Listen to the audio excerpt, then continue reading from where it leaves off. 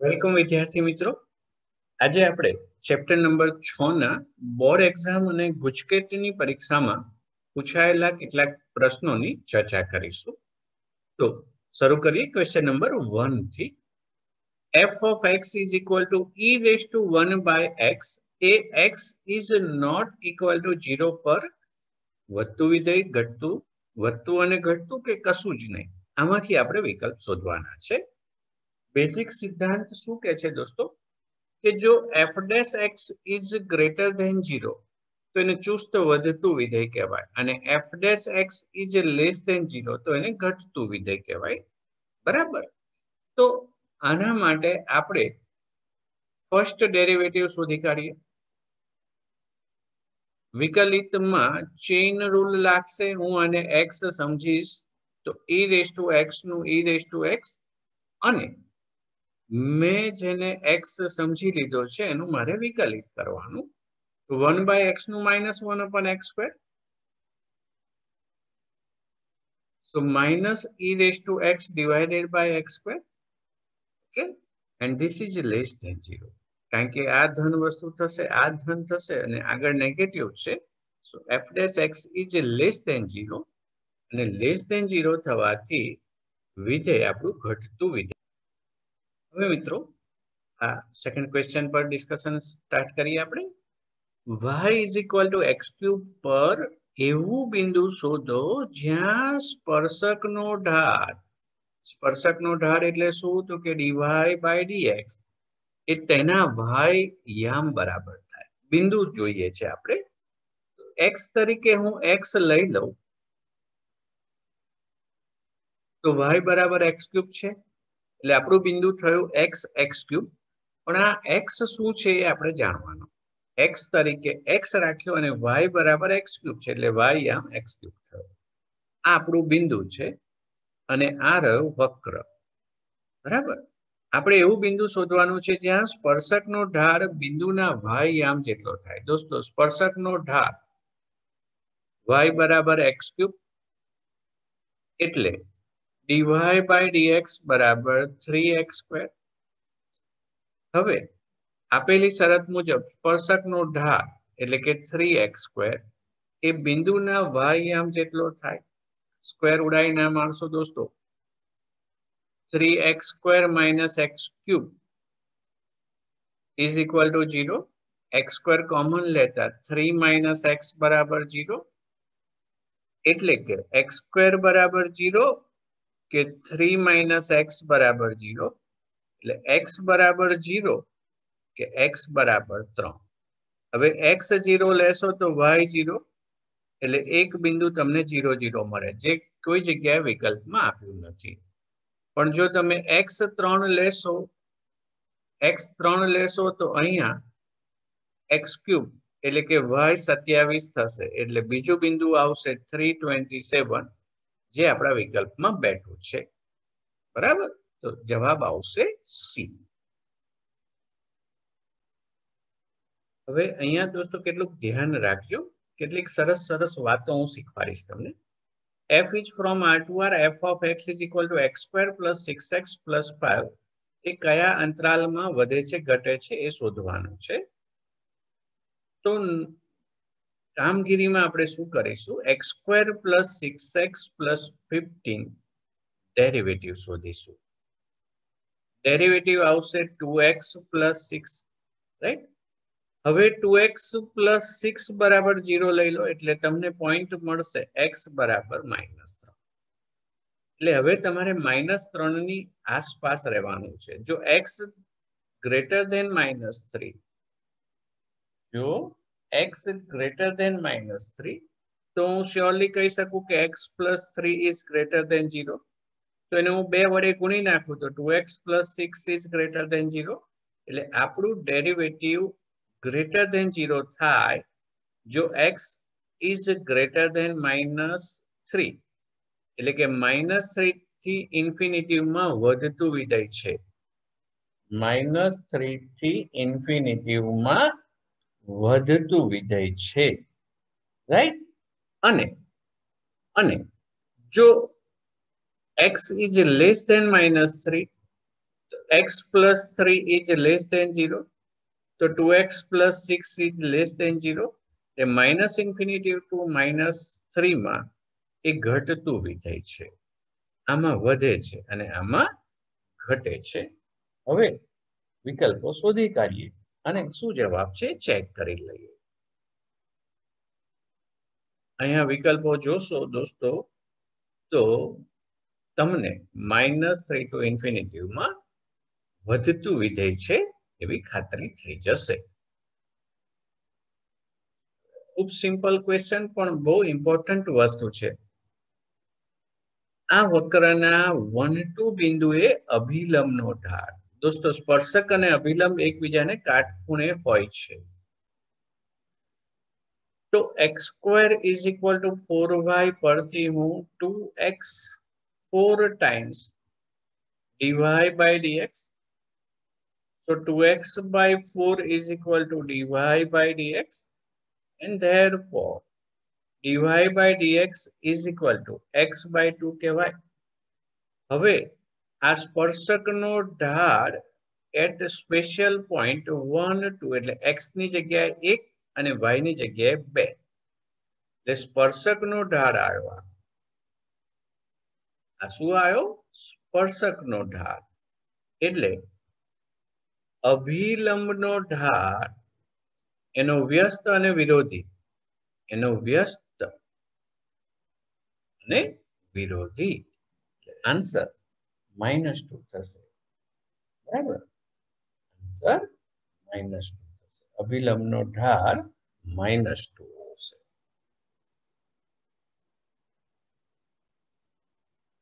હવે મિત્રો આના સ્થાનીય મહત્તમ મૂલ્ય માટે આપણે ફર્સ્ટ અને સેકન્ડ ડેરિવેટિવનું કામ કરી લઈએ. ફર્સ્ટ ડેરિવેટિવ થશે એનું x નું 1, આ માઇનસ અને આનું -1 by x² એટલે કે 1 divided by 1 plus x², એટલે કે 1 plus x raised to -2. Second derivative પર જઈશું તો અચળનું 0 n x n-1 એટલે -2 by x². હવે સ્થાનીય મહત્તમ કે સ્થાનીય ન્યૂનતમ માટે f' x બરાબર 0 હોવો જોઈએ. અહીંયાથી આપણા જવાબ સુધી જવામાં ખૂબ સરળતા રહેશે. f' x એટલે 1 by 1 plus 1 plus 1 by x² is equal to 0. 1 divided by x² is equal to -1. So x² is equal to -1. r માં શક્ય છે જ નહીં. r માં શક્ય નથી. એનો મતલબ એને મહત્તમ મૂલ્ય અપ્રાપ્ય એટલે કે મળશે નહીં. x² બરાબર -1 થાય એવું તો પોસિબલ થવાનું નથી, એટલે મહત્તમ મૂલ્ય એને મળી શકશે નહીં. જો દોસ્તો dy by dx A four every x belongs to r માટે ગ્રેટર ધેન 0 થઈ જાય તો એ x અક્ષની ધન દિશા સાથે લઘુકોણ બનાવે. જો dy by dx for every x belongs to r greater than 0 હોય તો તે x અક્ષની ધન દિશા સાથે લઘુકોણ બનાવે.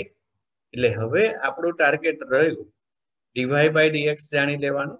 7 times x raised to 7 plus 7x plus 7. તો dy by dx બરાબર 7 કોન્સ્ટન્ટ, 7x 6, 7 અચળનું 0 એટલે 49x raised to 6. This is greater than 0 for every x belongs to r. કારણ કે બેકી ઘાત છે એટલે આ ધન થશે જ થશે. આ પણ ધન છે, આ પણ ધન છે, એટલે મેં કીધો એ સિદ્ધાંત યુઝ થતા જવાબ આવશે x અક્ષની ધન દિશા સાથે લઘુકોણ બનશે. હવે દોસ્તો સ્પર્શકનું સમીકરણ, સ્પર્શક સમીકરણ આપણે ઢાળ બિંદુ સમીકરણનો યુઝ કરીશું. આ ઢાળ બિંદુ સમીકરણ y - y1 is equal to m x - x1. એટલે નિશ્ચિત બિંદુ પર આપણે ઢાળ શોધી લઈએ. આ નિશ્ચિત બિંદુએ આ વક્રનો ઢાળ શું એ શોધી લઈએ. y is equal to e raised to x, Therefore dy by dx e raised to x નું વિકલિત e raised to x. હવે આપણો આ જે વક્રનો ઢાળ છે એ 0 1 બિંદુએ એટલે x0 મૂકો e raised to 0 એટલે 1. તમને આ ઢાળ મળી ગયો અને આ આપણું બિંદુ x1 y1 થઈ જશે. તો આ નિયમ મુજબ વેલ્યુ આપી દીધી y minus y1 is equal to m x minus x1. So y minus 1 is equal to x એટલે કે x minus y plus 1 is equal to 0. x minus y plus 1 is equal to 0. Answer એ આવશે.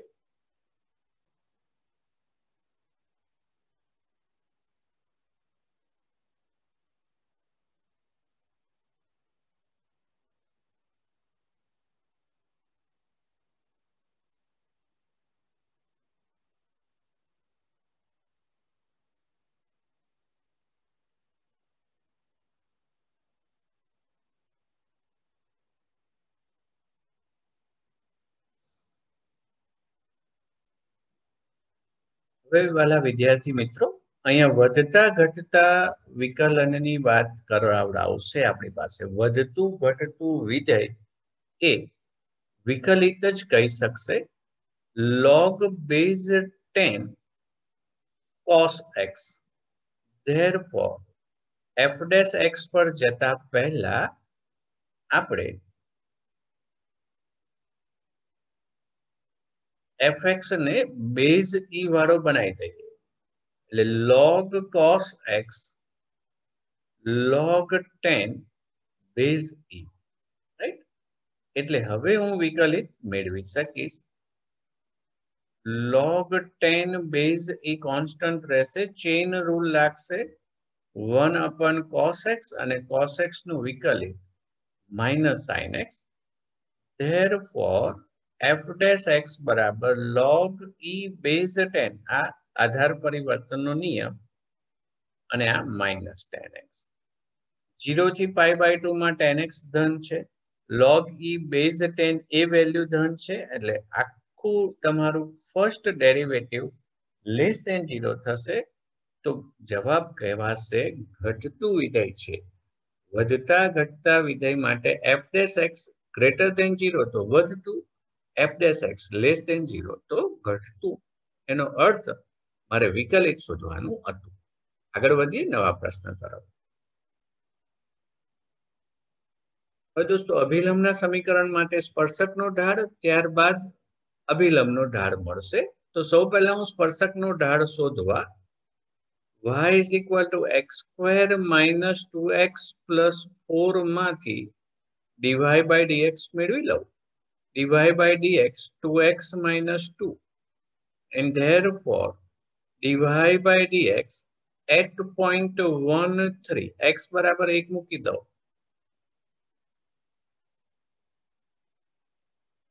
x બરાબર 1 મૂકી દો. Right? 13 છે point આપણું. અને sorry દોસ્તો રકમમાં થોડોક ચેન્જ કરવાનો રહેશે. x ક્યુબ ફરીથી કરી દઈએ કામ.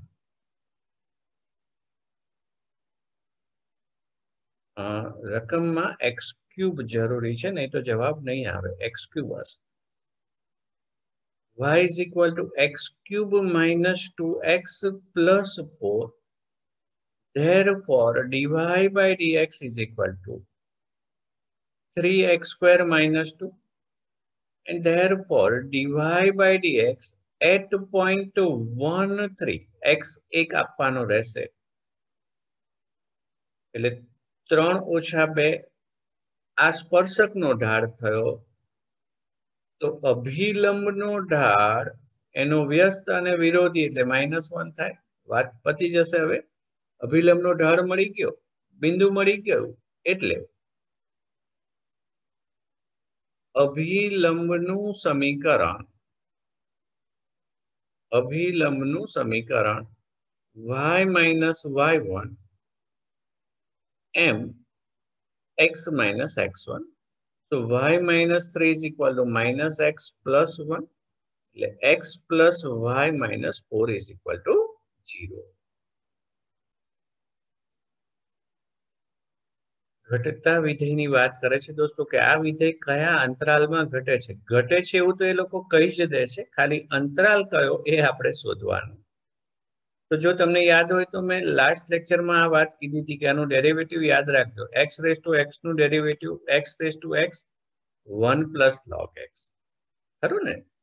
ચાલો હવે x belongs to r plus માટે x raise to x is always greater than 0. આ તો ધન છે જ, એટલે હવે ઘટતા વિધેય માટે આ ધન છે એટલે આને ઋણ થવું જ પડે. એટલે 1 પ્લસ log x એ ઋણ થવું જ પડે. કેમ ભાઈ? તો કે ઘટતું વિધેય હોય એટલે f dash x is less than 0 હોય, એટલે કે આ લેસ ધેન 0. એનો અર્થ log x is less than -1. તમને યાદ હશે દોસ્તો, બેઝ e હોય, લોગ સ્વરૂપમાંથી ખસી અને ઘાત સ્વરૂપમાં જતા રહીએ. બરાબર? લોગ સ્વરૂપમાંથી ખસી અને ઘાત સ્વરૂપમાં જતા રહીએ. બરાબર? log x is less than -1. તો એવું કહી શકીએ કે x is less than e raise to -1. Log માંથી ઘાત સ્વરૂપમાં x is less than e raise to -1. x is less than e raised to -1. e raised to -1 એટલે 1 by e, એટલે x ની વેલ્યુ 1 by e થી નાની, પણ r plus છે એટલે તમારે 0 એ અટકી જવું પડશે. એટલે ઇન્ટરવલ આવશે 0 to 1 by e. તો આન્સર આપણો બી તૈયાર થઈ જશે. સરસ મજાનો ક્વેશ્ચન છે દોસ્તો. y² બરાબર 2015.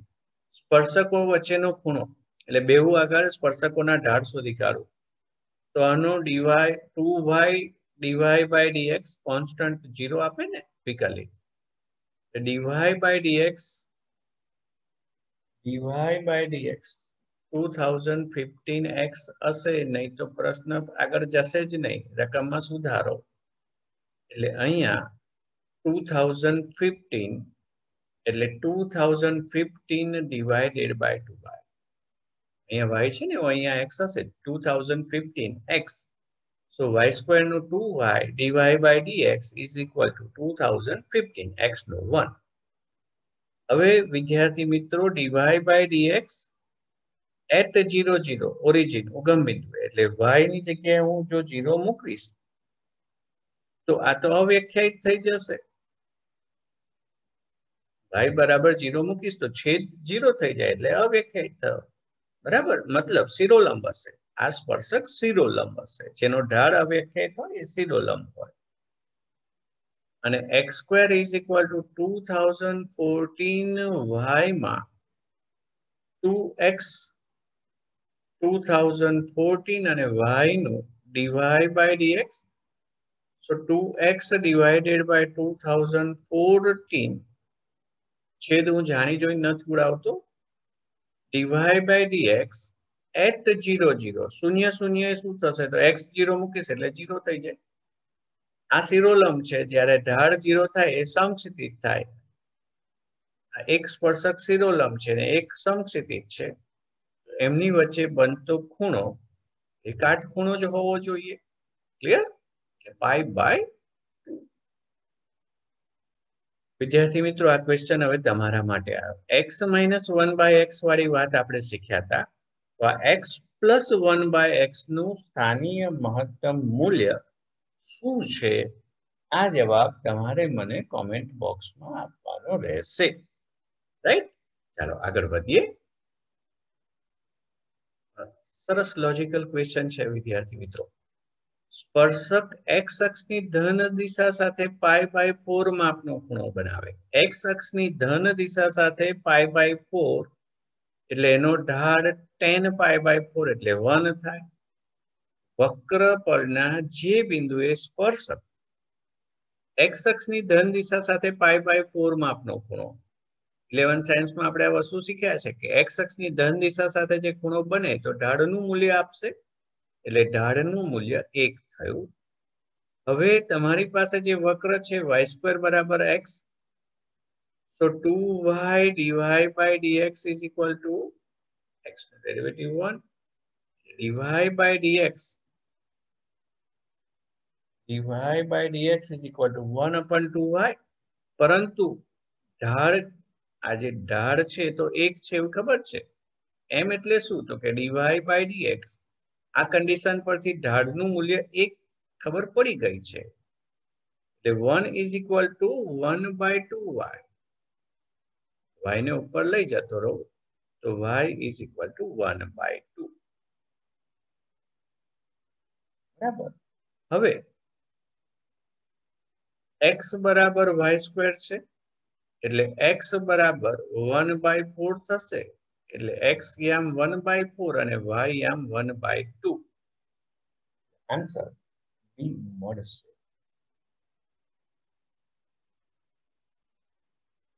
પણ એક સરસ મજાનો પ્રશ્ન છે. y બરાબર x² અને આ વક્રો 1 1 બિંદુએ છેદે છે. છેદે છે એવું તો કહી જ દીધું. એટલે આપણે શું કરીશું? આ વક્રનો 1 1 બિંદુએ ઢાળ શોધીએ. આ વક્રનો પણ 1 1 બિંદુએ ઢાળ શોધીએ. પછી જોઈએ શું થાય છે. y is equal to x² and therefore dy by dx is equal to 2x. છેદ બિંદુ તો આપણને આપી જ દીધું છે dy by dx at 1 1. પહેલો ઢાળ મળ્યો. ચાલો x³ plus 6y is equal to 7. એટલે 3x² plus 6 dy by dx is equal to 0. So 6 times dy by dx is minus 3x². And therefore dy by dx is minus 3x² divided by 6. હવે એનો ઢાળ શોધવાનો છે 0.11 પાસે.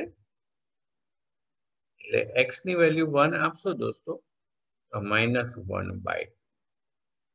હવે તમારા જેવા ચાલાક વિદ્યાર્થી મિત્રો તરત કહી દઈ શકે કે અહીંયા m1 into m2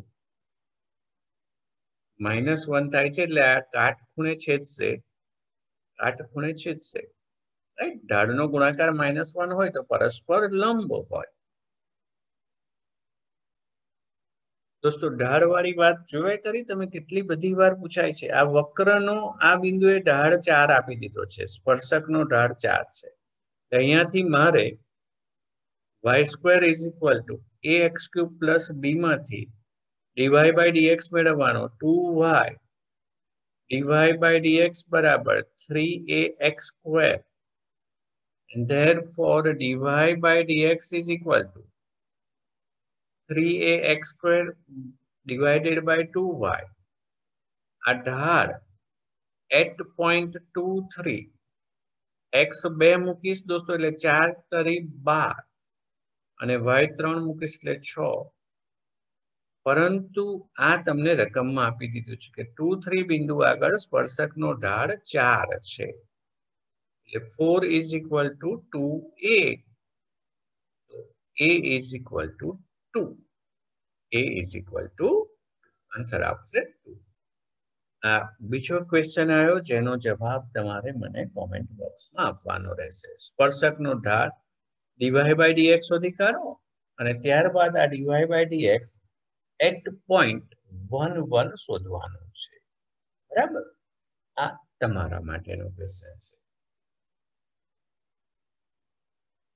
હવે વિદ્યાર્થી મિત્રો અહીંયા એમને બહુ સરસ વાતો કહી દીધી કે અંતરાલ 2 3 પર આ વધતું વિધેય છે એવું કહી જ દે છે. આ અંતરાલમાં વિધેય વધતું છે તો એનું ન્યૂનતમ મૂલ્ય મેળવવું છે. f of x is equal to x² plus ax plus 5. therefore f dash x is equal to 2x plus a. પરંતુ આ ગ્રેટર ધેન 0 હશે કારણ કે વધતું વિધેય છે અને સાથે સાથે 2 3 પર છે એટલે x બરાબર 2 પણ મૂકી દઈશું. આ અંતરાલમાં વધતું વિધેય એવું કીધું માટે x ની વેલ્યુ 2 અને y હતો 3. એટલે 4 plus a greater than 0 એટલે a is greater than -4. એટલે એનું ન્યૂનતમ મૂલ્ય -4 આવશે. આ વેરાયટી ક્વેશ્ચન છે દોસ્તો, અલગ પ્રકારનો પ્રશ્ન, બરાબર, કાળજી કરવા જેવું ક્વેશ્ચન છે.